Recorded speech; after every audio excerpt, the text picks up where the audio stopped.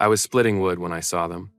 The afternoon was the particular gray of a gray hollow winter flat, heavy, the kind of sky that had been promising more snow for 2 days and was getting around to delivering it. My breath came out in clouds. The axe was good, and the wood was dry, and I had been at it long enough that I had stopped thinking about anything except the next log. Then I looked up. 3 figures on the mountain road, coming down through the trees, small figures, moving slowly, the kind of slow that had nothing to do with leisure.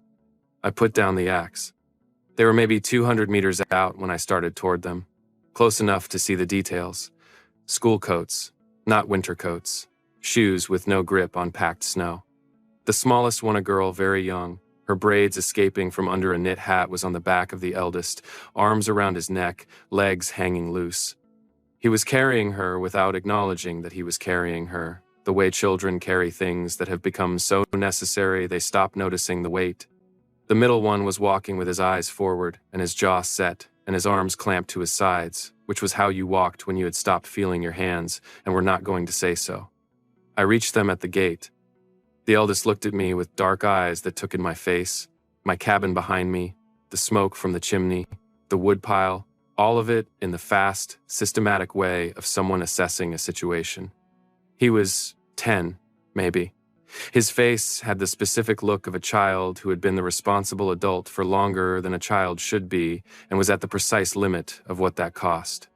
"I'm looking for help," he said. His voice was steady. He had prepared this sentence. "You found it," I said. "Come inside." I did not ask what had happened. I did not ask who they were or where they had come from or whose children they were. Those were questions for later, for when there was warmth and food and they had the resources to answer them.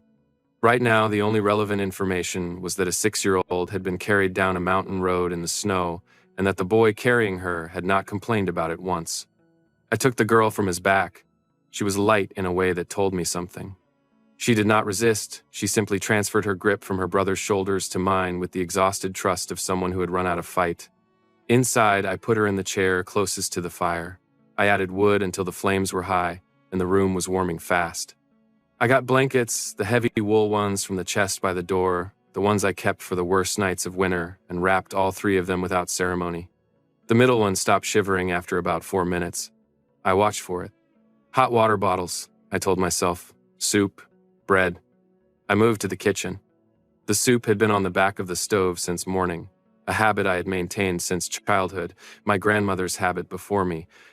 The understanding that a pot of something warm should always be available in a gray hollow winter because you never knew who would need it. Today it was a thick vegetable broth with barley and a handful of dried herbs from the bundles that hung above the window. I ladled it into 3 bowls without tasting it. I cut bread, the loaf that had come out of the oven an hour ago, and put it on a board between them.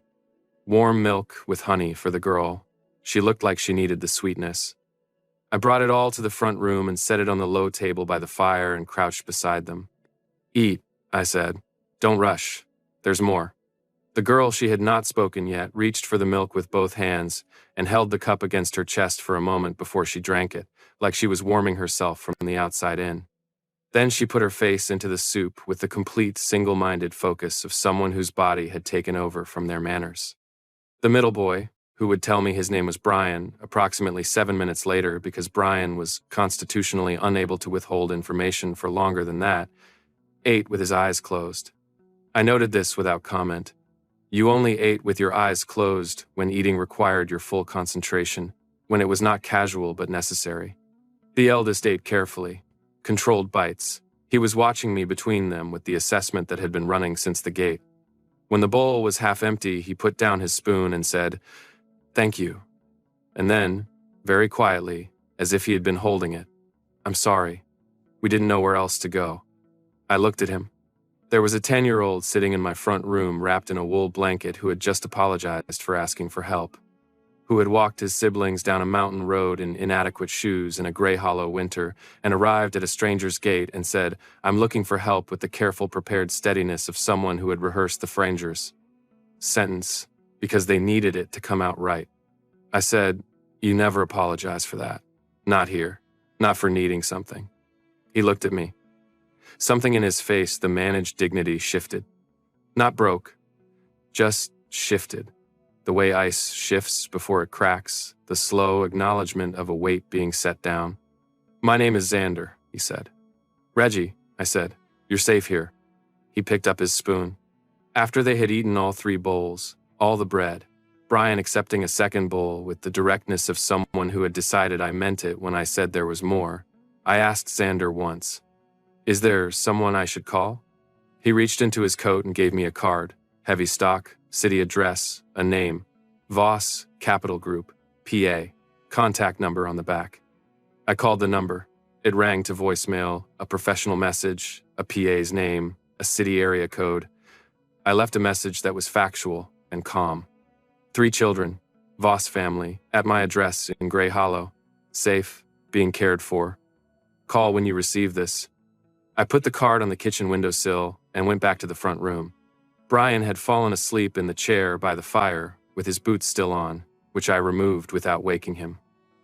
Lily was in the same chair as before, the blanket pulled to her chin, watching the fire with the steady attention of a child who had decided that fire was the most interesting thing available and intended to watch it properly.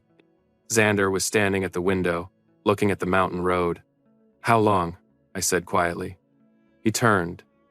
He had the expression of someone deciding how accurate to be. 3 days, he said. I looked at the road, at the snow coming down outside. "The pantry?" I said. He nodded. I said, "You did well, getting them here." He looked at the window. "I didn't know what else to do," he said. And I didn't want to, his jaw moved. I knew my dad was at the summit, the big one. He prepares for months. I didn't want to. "You didn't want to interrupt it," I said. He looked at me. Yes. I thought about what it took for a 10-year-old to make that calculation. To decide that his father's summit was important enough to not interrupt, even when the pantry was empty and his sister's legs had given out on the mountain road. I said, "Your dad would want to know." Xander looked at the fire. "I know," he said. But I didn't know how to. "I'll find him," I said. "That's not your job anymore." He stood at the window for another moment. Then he went and sat beside his sister, and they watched the fire together, in the particular silence of children who had been through something and did not yet have words for it.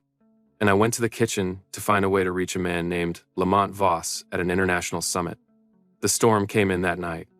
Not unexpected, the gray sky had been building to it all day, and I had stocked accordingly, the woodpile full, the larder restocked from the town market 2 days prior. But it sealed the road up the mountain completely, which meant the Voss property was unreachable, and it was enough on the town road that I was not taking the truck out before morning. I put the children in the 2 guest rooms, Lily and Brian together in the larger one with the quilt that had been my grandmother's and the window that faced the mountain. Xander in the smaller room at the end of the hall with strict instructions that nothing required managing tonight, and that if he woke in the night and heard me in the kitchen, I was just checking the fire. He said, "You don't have to tell me that."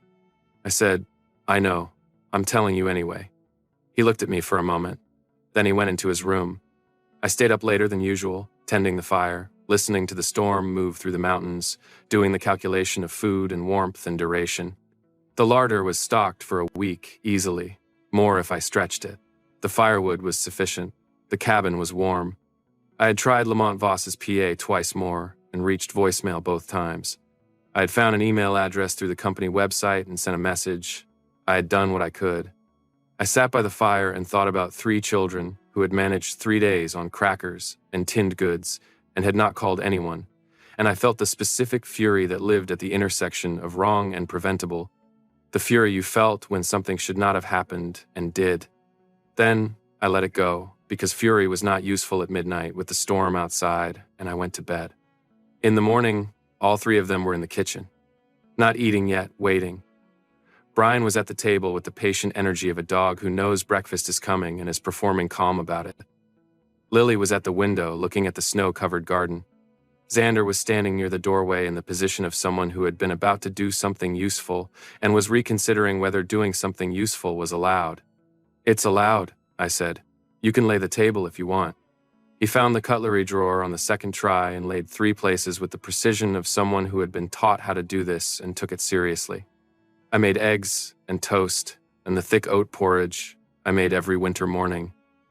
And I put it all on the table and sat down with them, and we ate. Brian put honey on everything. This was not asked about or criticized. Lily ate her porridge in careful spoonfuls, watching me the way she had watched the fire the night before with the focused attention of someone building a picture.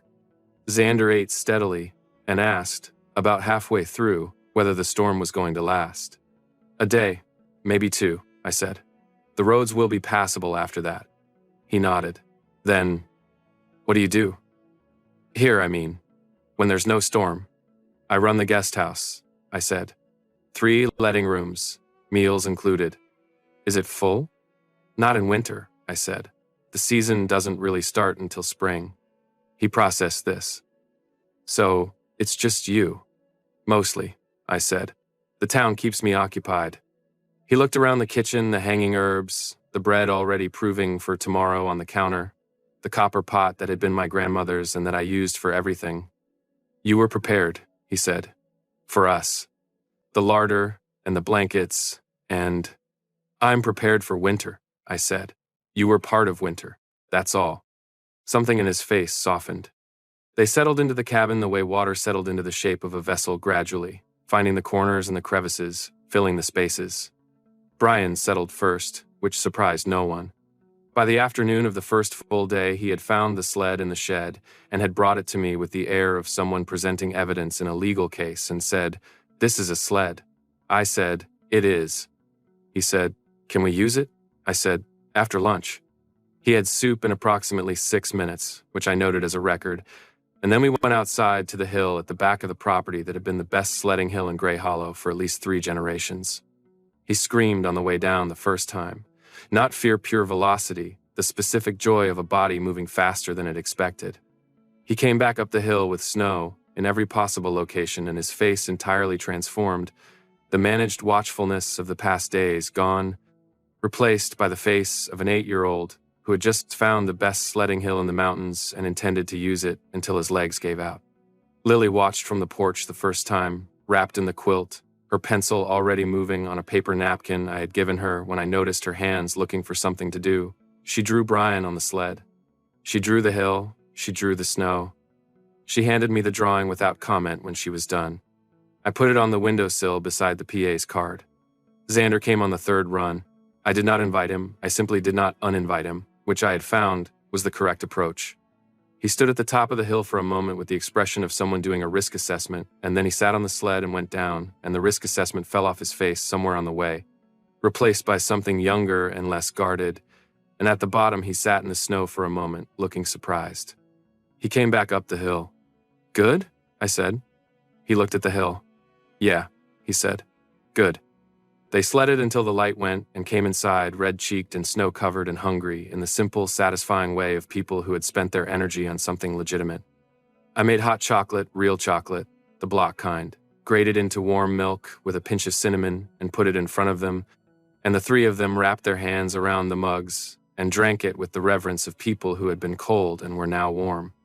Lily looked at me over the rim of her mug. She had not spoken directly to me, yet she spoke to Xander and occasionally to Brian, but her communications to me were conducted entirely through drawings and a series of clear and readable expressions. The current expression said, "This is very good." I said, "You can have more." She held out her mug. The scent of the cabin changed over those 3 days. I was aware of it the way you were aware of your own heartbeat, not constantly, but when you paid attention. The brown sugar and cedar that was my natural omega scent, embedded in the cabin's walls and furniture over years of living, was mixing with something else. The children's own scents, still developing, still more their lineage than themselves, something clean and sharp with an amber undertone that was not quite formed but was coming. Strong lineage. I knew enough about Omegaverse biology to read the undertone for what it was, the children of a powerful alpha, the bloodline present in them the way a river's source was present in its water. My nesting instinct, normally a background hum, the low frequency of an omega living alone in a domestic space, was doing something I had not experienced before. Not the romantic version, not the heat-adjacent version, nothing that required management or self-consciousness. Something older and simpler. The instinct that said times these small things need warmth, and I have warmth, and this is correct. The fire ran higher than I usually kept it. Extra blankets appeared in the rooms without my consciously deciding to put them there. I made richer things, the bread with more butter, the porridge with cream, the hot chocolate every evening because it was not necessary, but it was what they needed. My hands knew before my head did. Lily drew the cabin from every angle. The front, the side window, the kitchen seen through the back door. She drew the wood pile, she drew the copper pot. She drew me, always in motion, at the stove, at the wood pile, kneeling to check the fire. The figure in her drawings was never still. She slid them to me one by one, and I put them on the windowsill until the windowsill was full, and I moved them to the wall beside the fire. She watched me pin up each one with the focused satisfaction of someone who wanted their work properly placed. On the second evening, Xander sat at the kitchen table while I was making dinner and did not offer to help. He had moved past the performing usefulness stage and into something more comfortable and asked me how I chose what to cook. I said, I think about what the day needs. A cold day needs something heavy. A day when people are sad needs something sweet. He thought about this. What about today? I looked at him, at his face, which was more itself today than it had been at the gate, at the way he had asked the question, not performing maturity, just genuinely curious. Today needs both, I said. He watched me stir. After a while, he said, Our dad's gonna come. Yes, I said. Is he gonna be angry? Not at you. At the situation. I stirred the pot. I said, Probably at himself. Xander was quiet. Then, He's not bad at the dad part, he's just better at some things than others. I know, I said. People usually are. He looked at the pot. The important things, he said carefully. He's good at the important things. Like when Mom left, and everything was, he stopped. He was there. He didn't disappear. Some dads disappear when things get hard. No, I said. He just doesn't always know what to do with us, Xander said. Like we're a problem he knows is important but doesn't have the right tools for. I looked at him. I thought about a 10-year-old making that assessment with that accuracy, with that absence of bitterness in it, just a clear-eyed understanding of a person he loved. I said, He sounds like he's trying. Xander nodded. He's trying, he said. He just doesn't always know what trying looks like in a kitchen. I gave the soup a stir. He'll learn, I said. People do, when they have a reason. I reached Lamont Voss on the evening of the second day. The call was bad satellite connection, 4-second delays, the quality of a voice coming through from the other side of the world through equipment that was doing its best. But it was him. I knew it from the first word, the controlled voice of a man who had received my message and was now managing something very specific and not allowing it to show.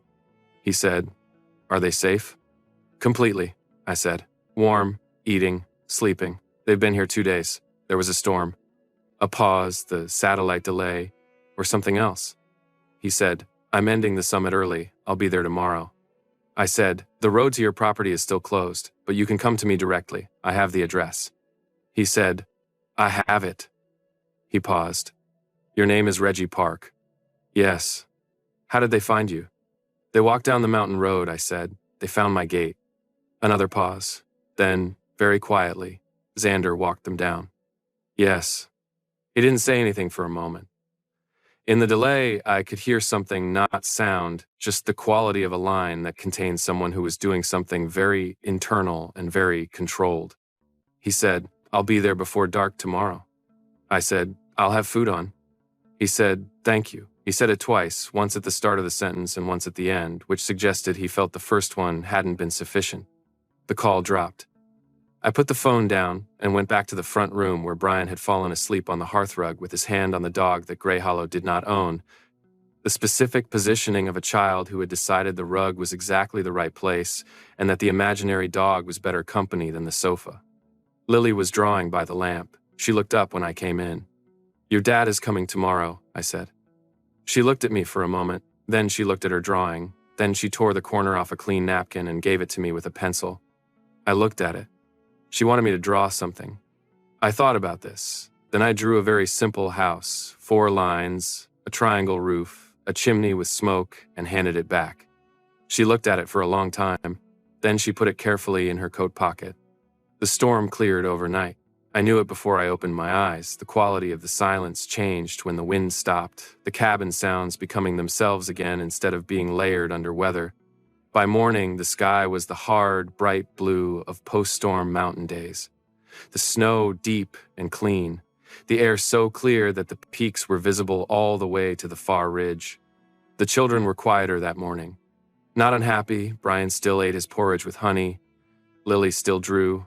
Xander still asked a precise question about something he'd been thinking about, but there was a quality of waiting in them. The anticipation of a thing both wanted and uncertain. I made extra bread. I put the large pot on. I did not examine why I was making more than 3 people needed. He arrived in the early afternoon. I heard the car before I saw it wrong, tires for packed mountain snow, the engine working harder than it needed to, a city car driven by someone who had made up the distance on unfamiliar roads through will rather than knowledge. It came into view at the far end of the path and stopped. He sat in the car for a moment. I was at the window. I watched him through the glass. I did not have the prepared picture I thought I had. I had built something from the PA's business card and the company name and Xander's careful description. Controlled, powerful, better at some things than others. The man who got out of the car in my drive was all of those things, and also something I had not accounted for. He stood in the snow and he looked at the cabin for a long moment before he walked toward the door. In that moment, the moment before he put on the face he would put on, the competent, composed, father-arriving face, I could see what the past 4 days had actually cost him. It was in the set of his shoulders and the way his hands were and the specific quality of a person who had been holding something very tightly for a long time and was now within sight of what they'd been holding it for. Then his head came up. He walked toward the door. I stepped back from the window. His scent arrived before the knock-dark amber and iron, the bass note I had been detecting in the children all week, arriving fully and at the source. And something in my chest did what it had been building toward for 4 days of warm soup and wool blankets and 3 small people sleeping safely in my guest rooms. The warmth went outward from my sternum and did not retreat. I went to the door. He was taller than I expected, controlled in the way of someone for whom control was not effort anymore but nature, dark eyes that went from my face to the cabin behind me and back, taking it in with the same fast, systematic attention that Xander used and that I now understood was not just Xander's habit, but Xander's inheritance. "Come in," I said. "They're in the kitchen."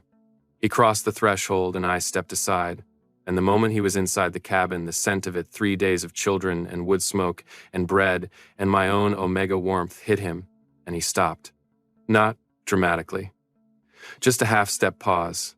His jaw moved slightly. He was smelling his children in my home. His children, warm and safe and carrying my scent so thoroughly it was in every corner of the space. I said nothing. I let him have the moment. Then he walked to the kitchen doorway. Xander saw him first.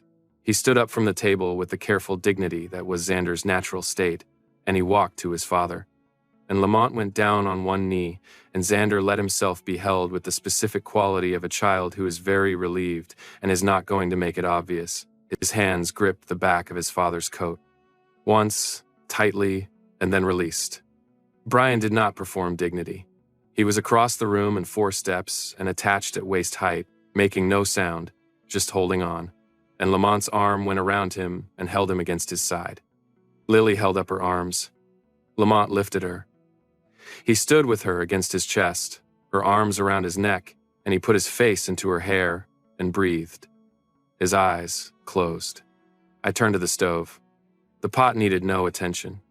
I gave it attention anyway, standing with my back to the room, giving the 3 of them and the man who had driven 4 hours on the wrong tires through mountain snow the privacy of this moment. After a while, Lamont's voice. "Thank you." He was at the kitchen doorway. The children had gone to the front room. I could hear Brian already explaining to Xander something that required considerable volume. He was looking at me. He was not in the kitchen, close, without the car and the driveway between us, what he had been at the door. The composure was present, but thinner. He looked like a man who had arrived somewhere important after a very long journey and was still recalibrating from the traveling. "Sit down," I said. "I'll get you something."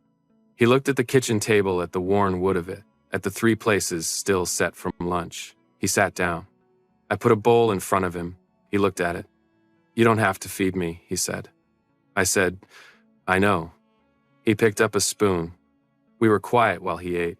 In the front room, I could hear the children, Brian's voice carrying through the wall, something about the sled, Xander's response, Lily's silence that was not the empty silence it had been a week ago, but the fuller kind. Lamont said, Xander walked them down. Yes, I said. He said, how far? 2 kilometers, I said, maybe a little more. He put the spoon down for a moment. In the snow, he said. Yes. He looked at the table. His jaw was tight.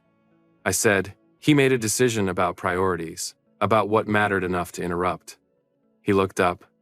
I said, he decided the summit mattered more, that his job was to manage until you were available. Lamont's expression did something complicated. He's 10, he said. I know, I said, that's the point I'm making. He looked at the bowl. He was quiet for a long time. Then he said, tell me what you found, when they arrived. Exactly. I told him. All of it. Lily on Xander's back, Brian walking on feet he'd stopped feeling, the 3 days on crackers and tin goods, the apology Xander had offered for needing help. I told him the way I would want to be told clearly, without softening, with the same calm I had used leaving the voicemail. He received it the same way. He did not flinch or defend or deflect. He listened with the focused attention of a man who had decided that this was information he needed to have correctly. When I was done, he said, I'm sorry this fell to you. I said, I told you don't be. I'm glad it fell to me. He looked at me. I said, someone who didn't know them might have handled it differently. Officially, your children needed feeding and warmth, not a report. He was quiet for a moment. Something shifted in the amber and iron of his scent, not dramatic, just a degree, something surfacing. He said, can we stay tonight, the road to the property? There's a room, I said. He looked at the table, then at me.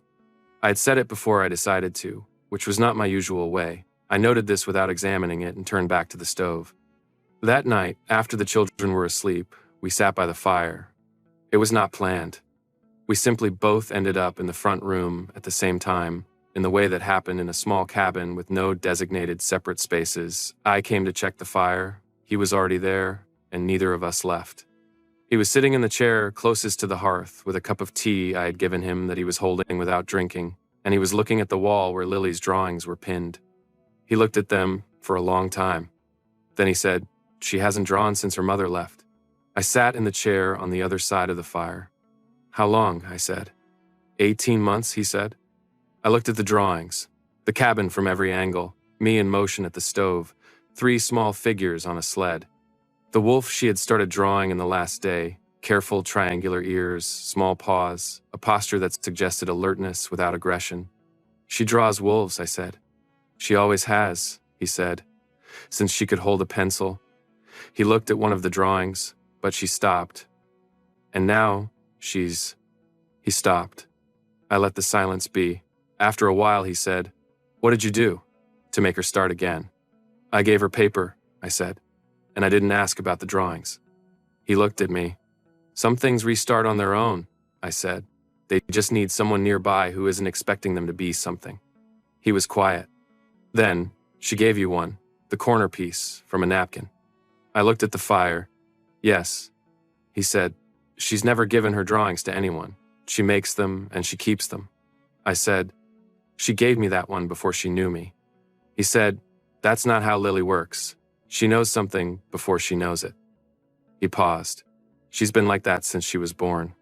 I thought about Lily at the window the first evening, watching the fire with the patient, absolute attention of someone building a picture from evidence.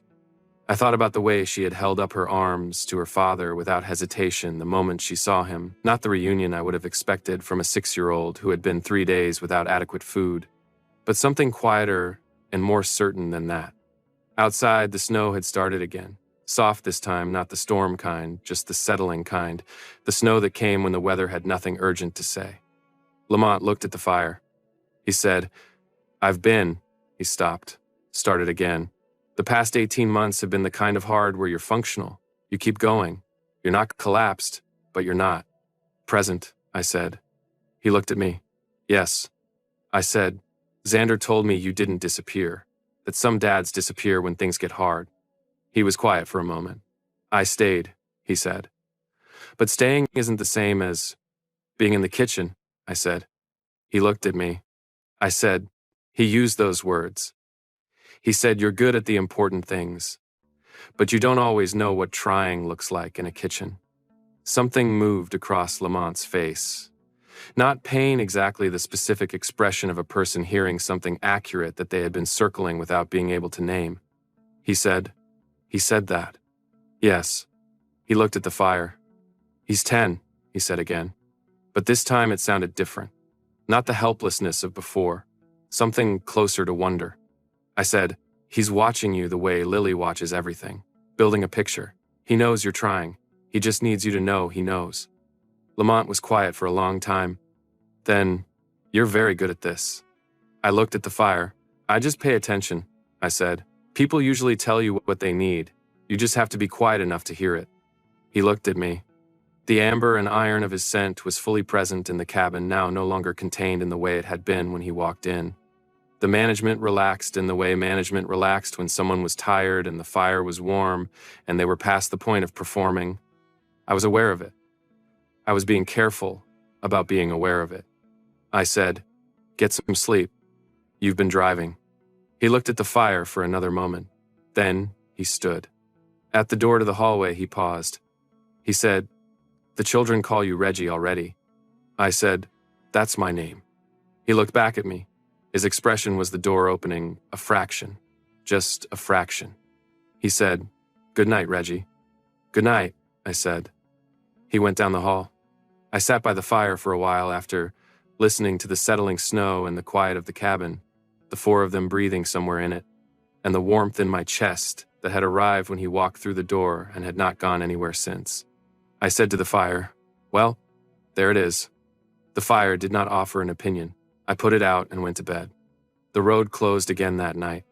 I heard the weather report on the radio before bed, another system coming through, mountain roads advising against travel until clearance, which in Gray Hollow terms meant 2 days minimum. I turned off the radio and looked at the ceiling for a moment. Then I went to the kitchen and checked the larder. More than sufficient. The firewood stack was full. The cabin was warm. In the morning, I told Lamont over breakfast. He received the information the way he received most information, without visible reaction, processing it internally, arriving at acceptance without the intermediate steps showing. He said, "Is there anything that needs doing?" I said, "The front path wants clearing, and there's firewood to bring in from the shed." He stood up. He was not immediately good at either task. The path clearing he managed adequately. He was systematic about it, working from the door outward in logical sections, which was correct in principle but slower than it needed to be. The firewood was more complicated. He stacked it wrong, too tight, not enough airflow, the way people stacked firewood when they had learned it from watching rather than doing. I restacked it without comment after he brought the second load in. He came back with the third load and looked at what I'd done. He said, "Different from how I had it." I said, "Yours would have been fine. Mine burns better." He looked at the stack. Then he put the next load down and watched me arrange it and arranged the one after that the same way. He did not ask why. He just did it. We worked the morning in the shed and the path and the areas around the cabin that needed attention after the storm, and the children came in and out Brian with persistent offers to help that were redirected toward carrying smaller things. Xander, who appeared when there was a specific task visible and completed it without being asked. Lily, who stood on the porch and watched the snow and drew in the small notebook I had given her on the second day. By midday, the cabin had the quality of a place where people were doing ordinary things, which was a different quality from crisis or emergency or waiting. It was the quality of a Tuesday unremarkable, functional, inhabited. I made lunch. Lamont set the table. He had watched where the cutlery lived the evening before, and I saw him go to the right drawer on the first try, and I noted this without comment. The afternoons were different from the mornings. In the mornings there was work, and work had its own structure. The afternoons, after lunch, had the slower texture of winter days in a mountain cabin, the fire, the light changing on the snow outside, the absence of urgency.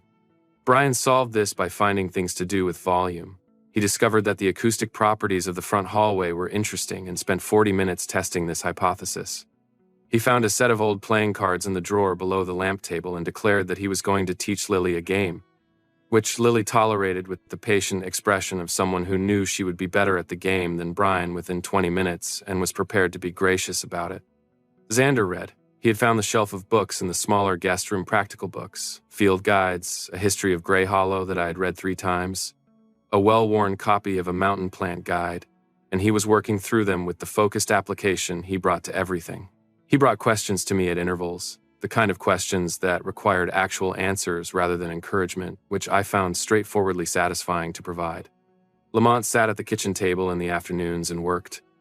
He had his phone and a tablet, and the serious, concentrated expression of a man managing a company from a mountain cabin, which was apparently achievable when the satellite connection was functioning. On the second afternoon, he looked up from his tablet and watched me working at the counter for a moment. He said, "Can I ask you something?" I said, "Yes." He said, "Why are you still here?" "In Grey Hollow. You could run a place like this anywhere." I looked at the counter, at the copper pot and the herbs and the window that faced the mountain. "This is my grandmother's cabin," I said. "She left it to me." I said, "I could have sold it, moved to the city, done something more." He waited. I said, "But the town needed someone who stayed, someone who was always here. And I liked being that person." He looked at me. I said, "Grey Hollow loses people to the city every year, the young ones especially. They leave, and the town gets smaller, and the people who are left get older, and there's less of what makes a place a place. I stayed because someone had to, and because it was my home, and because I'm better here than I would be anywhere else." He was quiet for a moment. Then he said, "Xander is like that. He organizes things around people, makes sure everything is in order so other people don't have to." I said, "I know." He said, "He's 10. I said, "He learned it somewhere." Lamont looked at his tablet. He said, "His mother organized things. Before, she was very..." He stopped. I said, "You don't have to." He said, "I know." He paused. "I'm trying to understand something. About what you said last night. About being in the kitchen." I waited. He said, "I know how to protect things, provide for things, make things structurally sound so they don't fall over." He said it without defensiveness plainly, the way he said most things. "What I don't know is how to be in the room without a purpose, how to just be there, present without a function." I looked at him. He said, "Xander stops managing when you're around. You've done more in 3 days than I if he stopped." I said, "It's not a competition." "I know," he said. "That's not what I meant." I said, "What did you mean?" He looked at the window. He said, "I meant that watching you in this cabin has been clarifying." I said, "Clarifying how?" He said, "You make it look simple, not easy. I can see it's not easy, but simple. Like the thing that's needed is just presence, attention." The fire kept high. I looked at the copper pot on the stove. I said, "It is simple. Not easy, but simple. You just have to decide that the being there is the point, not the strategy around the being there. Just being there." He looked at me. I said, "You drove 4 hours on the wrong tires through mountain snow." He said, "That's not." I said, "That's exactly it. You came. You were here before anything else. That's the simple version. Everything else is just practice." He was quiet. After a while, he said, "You're very direct." I said, "I grew up in a small town. We don't have enough people to waste time not saying things." Something in his expression shifted, the door a fraction wider. He said, "I appreciate it." I turned back to the counter. "Good," I said. The evenings had the particular quality of the evenings that happen when people have shared work and shared meals, and the day is done. Lily drew by the lamp after dinner. Brian played cards with a version of the rules that shifted in his favor at intervals, which Xander accepted with the weary patience of a sibling who had stopped challenging this years ago. Lamont sat with them and participated in Brian's card game with the focused application he brought to everything, which meant he was winning on pure strategy within 3 rounds, despite the shifting rules, and Brian's face was a masterpiece of recalibration. I made tea and sat in the chair by the fire and watched this happen. Lily slid a drawing across to me without looking up. It was the cabin from outside, the same angle she had drawn twice before, but tonight she had added something. 4 figures visible through the window. The same 4 she had been drawing, 3 small, 1 large, but tonight there was a 5th. I looked at it. She had drawn the wolf inside the cabin. I said, "The wolf is inside now." She looked at her next drawing. "Yes," she said. I said, "Why?" She said, "Because it stopped snowing." I looked at the drawing, at the wolf inside the warm window with the 4 figures. I put it on the wall with the others. Cole March's message arrived on the 3rd morning. I knew something had happened before Lamont showed it to me. He came to breakfast with the specific containment of a man who has processed something and packaged it and is now carrying the package carefully. He showed me his phone after the children had gone to the front room. I read the message. It was efficient and precise, a legal challenge to Lamont's fitness as a guardian, citing the incident. It named me. It named my guest house. It named the 3 days the children had spent under my care without documentation or authorized oversight. It noted that an Omega running a remote guest house who had been in possession of a CEO's children for 3 days without notification had created a situation requiring investigation. It was copied to a welfare authority and to a journalist.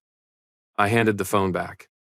Lamont said, "He's been preparing this for months, waiting for something to use. The timing is, he's been following the Alderton acquisition. He wants me out of it." I said, "And I'm the pressure point." He said, "You shouldn't be. This isn't your problem." I looked at the window, at the snow outside, the mountain road, the path that Lamont had cleared yesterday in sections working outward from the door. I said, "Your children ate at my table for 3 days." He said, "Reggie." I said, "I'm not stepping back from that to protect myself from a legal inconvenience. I want you to know that before you try to manage it in a way that doesn't involve me." He was quiet. I said, "Don't build a structure around me without telling me. That's my one condition." He looked at me. I said, "Tell me what's happening and I'll handle my part of it. Don't manage it over my head." He said, "You sound like you've dealt with someone like that before." I said, "Everyone has." He held my gaze. He said, "The legal response is already in motion. My team has been building it since I understood what March was likely to do. Your care of the children during the 3 days is documented. My PA retrieved the voicemail message, the timestamps of your calls, the company card transactions. There's nothing legally actionable. What March is doing is noise designed to create press pressure." I said, "And the press?" He said, "I'll deal with the press." I said, "How?" He looked at me. He said, "By telling the truth. That my children were safe because of you. That your care was the reason this is a story about what went right rather than what went wrong." I looked at him. He said, "Is that acceptable?" I thought about it.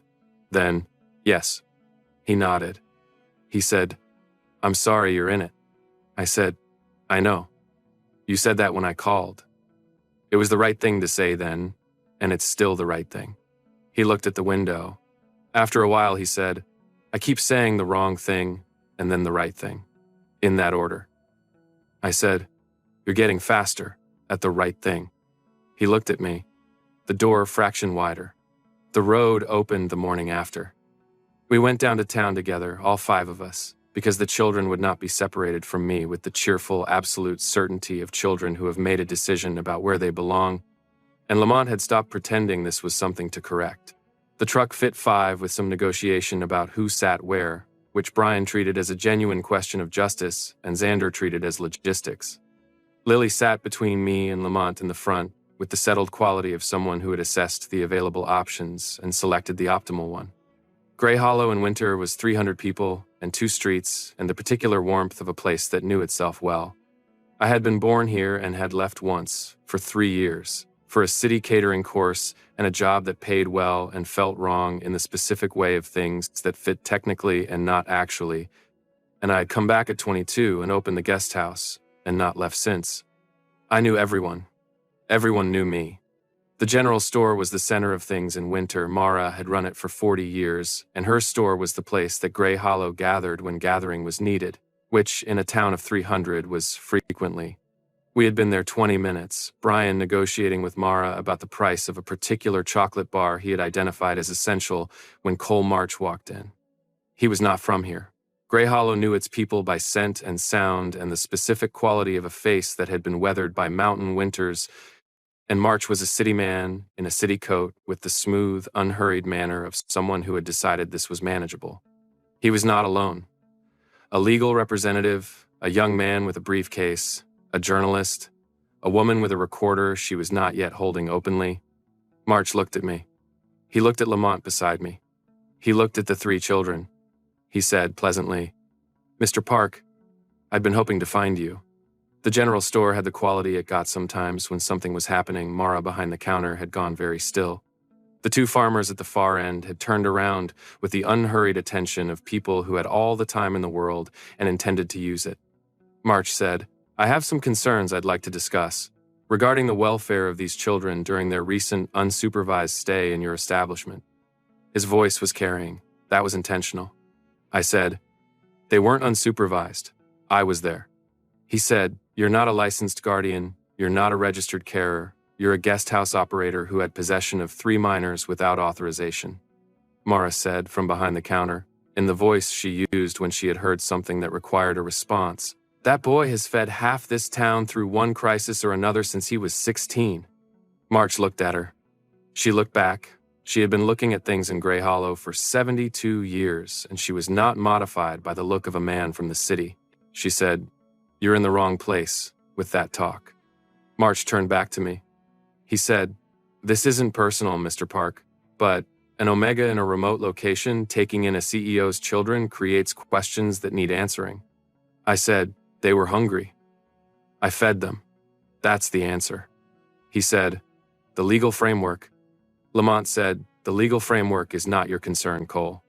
His voice was the controlled voice, not cold, just very certain, the voice of a man who has been building a response for weeks and is now delivering it. March turned. Lamont said, "The documentation of Reggie's care of my children is complete. The timeline, the company card transactions, the voicemail messages, my PA's records. There is nothing actionable. What you have is noise. And noise requires an audience, and I'd encourage you to look around at the audience you have." The farmers at the far end of the store had been joined by 2 others who had apparently decided the general store was where they needed to be this morning. The doctor, who lived 2 doors down and whose door I could see from the window, was coming up the path. Mara's daughter had appeared from the back of the store. March looked at the room. He was reassessing. I could see it. The journalist had her recorder out now. She was looking at March, and then at the room, and then at Brian, who had turned to face March with the frank, direct gaze of an 8-year-old who had decided this man was the same kind of not nice as the man in the city and was not going to pretend otherwise. Brian said, "He fed us when we were starving. That's what happened. You could just say thank you and leave." The general store was very quiet. March said to Lamont, more quietly, "This isn't over." Lamont said, "I know. We'll finish it in the city. On the record." March looked at me one more time. He said, "Enjoy your sanctuary, Mr. Park. Remote locations don't stay hidden." He left. The journalist did not leave. She stayed, and she asked me questions, and I answered them plainly what I had found, what I had done, what 3 days in a warm cabin with enough food looked like. She asked Sander. He answered with the precise accuracy of a 10-year-old who had decided the truth was available and provided it. Brian told her about the hot chocolate. Lily did not speak to her, but she tore a drawing from her notebook and gave it to her, the cabin in the snow with the 4 figures visible through the window. The journalist looked at the drawing for a long time.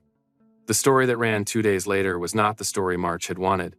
It was the story of a mountain town Omega and a warm cabin and 3 children who had walked down a mountain road and found the right door. The welfare report was reviewed and closed. March's legal challenge was answered by Lamont's team with documentation that made the challenge look small. I read the story at my kitchen table with a cup of tea and thought, yes, that's accurate. And I set it aside and went to make breakfast. The day the road fully reopened, Lamont came and stood at the kitchen doorway. He said, "The property is clear. We should go up and..." He stopped. I was at the stove. I turned around. He was looking at the kitchen, at the table, the copper pot, the drawings on the wall, the windowsill where the PA's card still sat beside the first drawing Lily had ever given me. He said, "The children don't want to leave." I said, "I know." He said, "Brian said this morning that he lives here now." I said, Brian says a lot of things. He said, Xander asked me if we could come back before spring. I looked at him. He said, and Lily. He stopped. He reached into his coat and produced a folded piece of paper.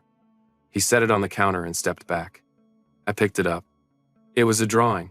Lily's pencil, her careful lines, the cabin, the smoke, the mountain, the wolf on the porch.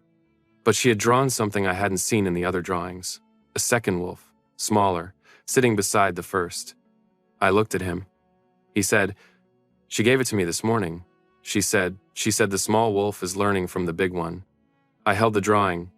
He said, I don't know how to do this slowly. I told you that the first night, and I'm telling you again because... I said, Lamont. He stopped. I said, you've been at my kitchen table for 4 days. You stacked firewood wrong and then right. You set the table correctly on the second day because you paid attention to where things lived on the first. You stayed when the road closed, and you didn't make it into a difficulty. He looked at me. I said, that's all slow is. Doing the next thing, and then the next one. You've been doing it. He said, I don't know what I'm asking. I said, yes, you do. He was quiet. Then he said, can I come back? After the city. With the children, or without them, or I don't know the shape of it yet. But I don't want to leave this cabin and not come back to it. I looked at the drawing in my hand. The 2 wolves on the porch. I said, I'll have the fire on. He crossed the kitchen. He stood in front of me and his hand came up to the side of my face, careful, certain, asking, and I did not move away. He said, I'm going to say the right thing eventually. I said, you've been saying it all week. You just haven't been hearing yourself. He looked at me for a moment. Then he kissed me. It was brief and real and had the quality of something that had been building for 4 days in a small, warm cabin and was now simply being what it was, without ceremony, without announcement. His hand warm against my face, the amber and iron of his scent, finally, completely present and not managed. He pulled back. He looked at me. I said, go get your children. He almost smiled the full version, the one I had been watching develop all week, the one that was Lamont without the composure overlay. He went to get his children. The leaving happened in stages. First the coats, which had to be found Brian's in the front room, Xander's on the hook by the door where he had put it correctly. Lily's, which had been placed by Lily somewhere that was logical to Lily and required a brief search. Then the bags, which had been brought down from the Voss property by someone from Lamont's security team the previous day. Then the small accumulations of 4 days a book Xander had been reading, the remaining cards from Brian's game, Lily's notebook. She stood at the kitchen table with it and looked at the wall of drawings, the full week of them, the cabin, the fire, the figures, the wolves, the 2 wolves. She tore out 3 pages and gave them to me. The first wolf, the first one she had drawn, the one from the napkin that had started everything. The border drawing she had done the day March came to the city lunch counter, but I realized, looking at it, that she had drawn it here too, her memory producing it again, the same protective line around the same scene. And the 2 wolves on the porch. She looked at me when she handed them over. Her eyes were her father's and her own and very serious. I'll put them with the others, I said. She nodded. She went to find her coat.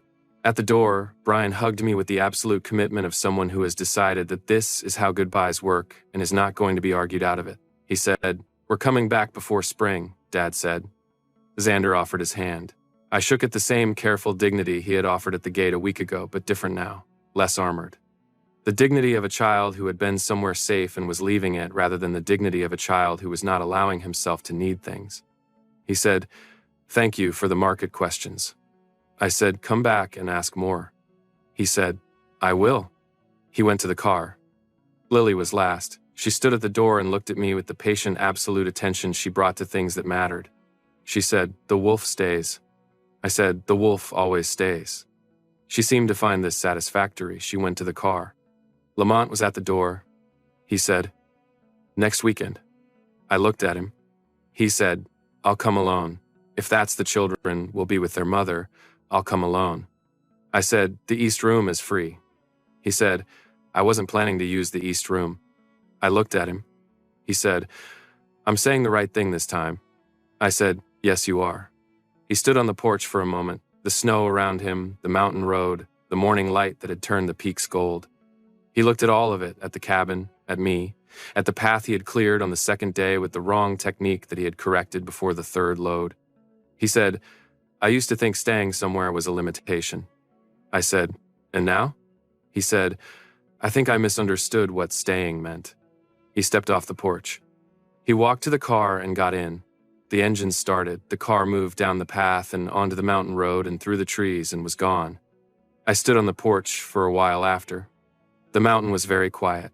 The snow was deep and clean on either side of the road. Somewhere above the tree line, a bird was making the particular sound that mountain birds made after storms, not singing exactly, just present, just marking that it was there. I went back inside. I put the kettle on. I took Lily's 3 drawings and put them on the wall, the first wolf, the border scene, the 2 wolves, and stepped back and looked at all of it, the weakened drawings. The cabin known from every angle, the figures inside it in every configuration, the wolf moving from outside to inside to the porch with a companion. I put my hand flat against the wall for a moment. Then I went to change the guest room linens. The east room could stay as it was. But the room at the end of the hall, the one where Xander had slept, the smallest room with the mountain view, I made up fresh, not because anyone was coming tonight, because it was the right room to keep ready. Spring came to Gray Hollow slowly and then all at once, the way it always did. The south-facing slopes showed green first, tentative, almost apologetic, small shoots finding their way through the last of the snow. Then the north slopes followed, and the mountain road dried out and became reliable, and the birds came back in numbers, and the town exhaled from the long-held breath of winter. The guest house had 3 rooms. 2 of them had been occupied most weekends since January. Lamont had come back the following weekend, alone, as he had said. He had used the east room for approximately the amount of time it took to put his bag down, which Reggie had anticipated. What had developed over the weeks and months since was not dramatic in the way that some things were dramatic, not a declaration or a revelation, just the ongoing accumulation of a person fitting themselves into a life that already existed and finding that the fit was correct. He had learned the market. He came on Saturday mornings now and stood at the vegetable stands in his increasingly less city-appropriate coat and asked questions that had become good questions over 4 months of practice. He had a working knowledge of Mara's organizational logic, which was considerable, and a relationship with the doctor that had started formally and become genuinely warm. He had learned to be in the kitchen without a function. This had taken longer. It was harder than the market, harder than the firewood, harder than anything that had a clear, correct method. Being present without purpose required a different kind of discipline than the kind he was built for. But he practiced it the way he practiced everything, with focused application and the honesty to acknowledge when it wasn't working. He was better at it now than he had been. He sat at the kitchen table on Sunday mornings with his coffee and the mountain visible through the window, and he did not manage anything. He just sat. Reggie had noted this, and had not said anything about it, and had made better coffee on those mornings because some things deserved to be met with the right thing. The children came for a full week in early spring. The Voss property up the mountain had been renovated over the winter. Lamont had mentioned it once, practically, as an infrastructure decision, and was now a proper residence rather than a vacation house, with a kitchen that worked, and rooms that were warm, and a housekeeper from Gray Hollow whose name was Dot and who had known Reggie since he was born and whose reliability was not in question. But the children wanted to be at the cabin. Not all day, every day, they had their own place up the mountain now. And Xander had his ecological project to continue, and Brian had the Sledding Hill rivalry to manage, and those things required the mountain property. But they came to the cabin every morning, appearing at the gate at a reliable time, and they came for dinner every evening, and on the days when the weather was wrong for being outside, they were simply there, in the kitchen and the front room, and the particular way of children in a space that felt like theirs. Xander had 3 volumes of observations now. He was developing a theory about the snowmelt pattern on the eastern slope that he had asked Reggie to review for accuracy, which Reggie had done and found more sound than he expected, and which Xander had received with the satisfaction of someone who had expected no other outcome. Brian had won the sledding rivalry definitively and was now in a new phase involving lumber and the shed that Reggie was monitoring with careful attention and had not yet needed to intervene in. Lily drew. She drew everything, the spring coming, the slopes going green, the birds that Reggie could name for her when she asked. She drew the cabin and the guest house sign and the town and the general store with Mara at the counter. She drew Gray Hollow from the hill above it, tiny and specific and accurate. She always put the wolf in. On a Saturday morning in early spring, all 5 of them were in the kitchen. The light was different now, warmer, coming through at a lower angle, the mountain visible in the distance with the last of the snow on the peaks. The window was open for the first time since October, and the air that came in had the particular quality of spring air at altitude. Clean, slightly sharp, smelling of things coming back. Xander was at the table with his notebook. Brian was outside with his lumber project. Lily was drawing at the far end of the table. Lamont was at the kitchen table with his coffee and the morning quiet. Reggie was at the stove. Lamont said, "Stay." Reggie turned around. Lamont said, "Not for the weekend." He looked at the table, then up. "Stay. I know the guest house is here, and Gray Hollow is here, and everything you built is here." He paused. "I've been trying to figure out how to ask this correctly for 3 months." Reggie looked at him. Lamont said, "I don't mean leave. I mean let me stay here too, whatever that looks like. I'm not asking you to change anything. I'm asking if this is something I'm allowed to be part of, officially." Reggie set down the spoon. He said, "You've been part of it since January." Lamont said, "I know. I wanted to ask properly." Reggie looked at him. He thought about the wrong tired city car on the mountain road, and the firewood stacked and restacked, and the morning at the market, and the Sunday coffees with the mountain in the window. He thought about 4 months of a person arriving and fitting themselves into what was already there, not trying to build something different, just learning the shape of what existed and becoming part of it. He said, "I was already staying." Lamont looked at him. Reggie said, "The cabin is mine. The town is mine. You've been fitting yourself into all of it. I wasn't going anywhere." Lamont said, "I wanted to ask." Reggie said, "I know, and I'm glad you did." He reached across the table. Lamont put his hand in his. Xander looked up from his notebook. He looked at their hands. He looked at Reggie, and then at his father. Then he looked back at his notebook and wrote something. Reggie said, "What are you writing?" Xander said, "Observation log. I write down things that are significant." Reggie said, "Is this significant?" Xander said, "Yes." He continued writing. He said, without looking up, "I've been expecting this for 3 months." Lamont said, "Have you?" Xander said, "It was obvious." Brian appeared in the back doorway with sawdust in his hair. He looked at their joined hands. He said, "Finally." Then he went back to his lumber project. Lily slid her drawing across the table.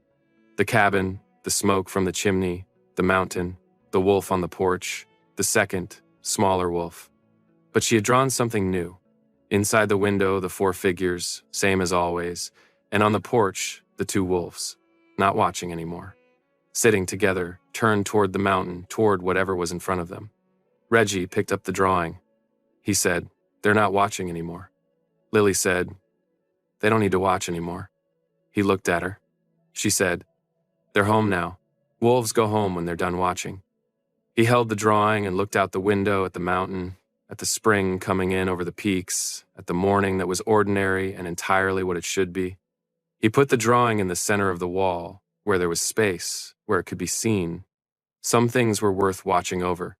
Some things, when enough time had passed and enough care had been taken, became the thing you came back to not because you had nowhere else to go, but because this was the place that had been waiting, patient and warm and lit from inside. The kettle boiled. Reggie made tea. Outside, the mountain held the morning light, and in the cabin on its eastern edge, the fire was on, and the wolf was home.